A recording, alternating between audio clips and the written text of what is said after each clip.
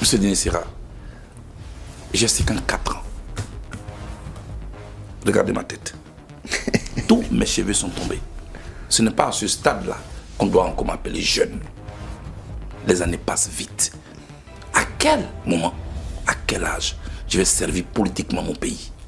À 70 ans? À 75 ans? Pour que sans même que j'ai rendu service à mon pays, on m'appelle Pépé. J'ai un projet, j'ai un parcours, et ce n'est pas la personne de Mme Gbagbo que j'ai soutenu, Simone. Ce que j'ai soutenu, c'est la personnalité qui portait un projet. C'est la personnalité qui, à ce tournant décisif de notre pays, devait prendre une décision. Participer aux élections ou non? Si oui, pourquoi y participer?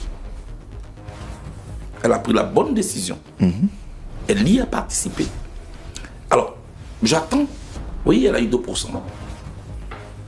Les 2%, ce n'est pas ce que Simone a gagné. Ce que Simone a gagné, c'est d'avoir prouvé à l'opinion qu'elle n'est pas cette diablesse qu'on a voulu présenter.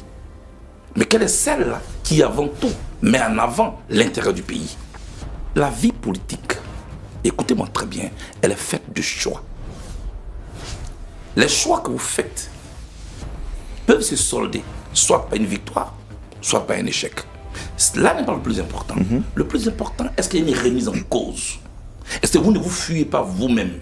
Est-ce que vous acceptez de vous mettre face au miroir pour assumer vos choix? Dire oui, j'ai échoué parce que je n'ai pas pu faire ceci, cela. Et puis, s'évaluer pour pouvoir avancer. Alors, ce qu'il faut faire aujourd'hui, c'est d'accepter de faire le bilan. Ne pas forcément chercher à avoir raison, mais chercher à impacter. Moi, je l'ai dit, et je le répète ici, mes vidéos sont disponibles.